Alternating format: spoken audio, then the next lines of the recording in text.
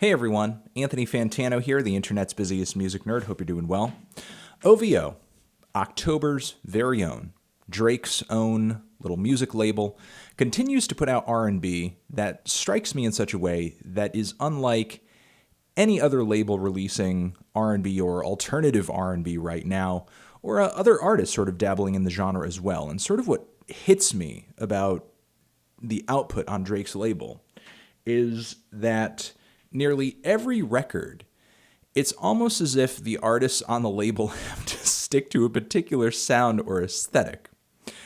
And it's just so eerie in similarity. Case in point, the two latest projects on the label, the new Division record, Morning After, as well as the new Majid Jordan album, The Space Between, both of whom are Canadian R&B duos. You have a producer and a singer.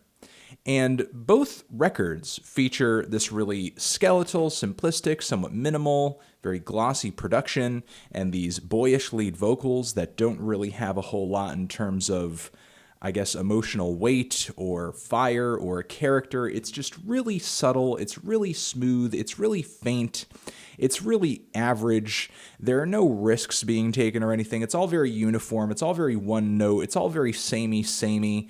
A lot of the lyrics are kind of generic as well. It's super formulaic, and in my opinion, in a way, OVO is just kind of watering down this current wave of alternative R&B. I mean, this stuff, I don't even know if you'd really categorize it as alternative, not only because I feel like it's just runoff from what Drake has done with his music, but it's also kind of runoff from what Abel has done with The Weeknd in his music over the years as well. And it's not that I don't think that there isn't great potential or a fantastic future in R&B or alternative R&B. I think there's a lot of great records dropping in the genre right now. The latest Frank Ocean album, if you could name him as being in the genre. Anderson .Paak has come out with some great R&B music with kind of an alternative edge to it. FKA Twigs, of course. The new Kalela record is fantastic. I could also throw like Clarence Clarity in there, the new Sampha album too. James Blake, I think, needs a little bit of credit when it comes to, some of that weird electronic R&B dubstep fusion. Miguel as well, who I didn't really love his last record, but I certainly find him more interesting than a lot of the output on OVO generally. To me, the label just kind of like renders the sound down to its most cliched basics and then just continually releases one project after another that just feeds into those cliches and doesn't really offer fans anything more than just kind of R&B wallpaper. It's sort of unfortunate to hear a label approaching this sound in such a focus grouped way, because it's almost like it kind of cheapens the style, it cheapens the sound. It's somewhat disappointing, and I'm not really sure what to say about it. I was thinking about reviewing these two projects, and then as I kept listening to them more and more, it just sort of started to hit me that like, wow, they are just so incredibly similar in a lot of their most lackluster and most redundant qualities. And it's almost like it's just completely by design, especially considering just how closely within release two of these albums are, which is a really odd choice. I don't know if either of these records were ready prior to the release of these albums, if they had just happened to be finished around the same time, but it would have made much more sense to release at least one of these albums over the summer rather than just kind of giving music fans two records that are so similar in sound and style back to back on the same record label. Just kind of really traffic jamming the promotion of those two albums right next to each other.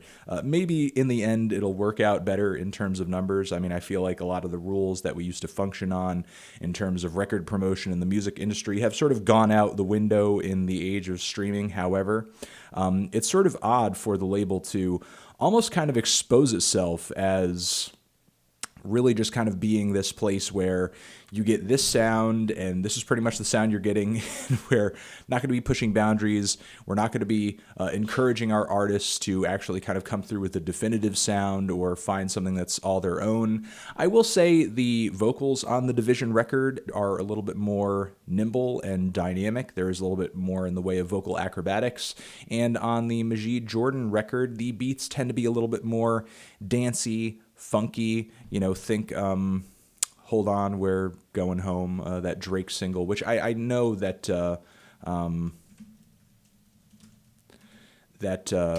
Jordan had or the duo rather, had a hand in sort of coming together with some of the music on that Drake album that single comes from. Nothing Was the Same. So, obviously Drake is kind of using these artists in a way, as well as Party Next Door, to kind of influence and inspire his music and his sound. However, now that it seems like Drake is kind of a little bit more on a dance hall tip, who knows where he'll go after that, though. It's this sound is maybe getting a little bit stale, and I think OVO, with the release of projects like this, is essentially contributing to that. Like, these are some of the most nondescript albums in this particular style of R&B that I have heard in a while, and there's plenty out there. There are a lot of artists out there chasing after this moody, spacey, alternative R&B sound. Really what it's an alternative to, I don't know, because this is just kind of the prevailing sound. This is the prevailing trend within the genre right now. It's artists like, who I mentioned earlier, Frank Ocean, maybe the new Kevin Abstract album, or, the American Boyfriend album. Again, Anderson .Paak, Kalela, FKA Twigs, so on and so forth. Everyone I just mentioned. It's those artists who, in my opinion, are providing like an alternative. Those artists have legitimately experimental and slightly left field sounds within this moody, spacey style of R&B, or are sort of providing something outside of that. That's an alternative. This is the prevailing sound. This is the prevailing trend. And it's just kind of funny to sort of see that confirmed with these two very uniform, very one-dimensional, very uninteresting albums. Over here is another video next to my head. You can click on that, or you can click on the link to subscribe to the channel. I'll see you guys in the next one. Forever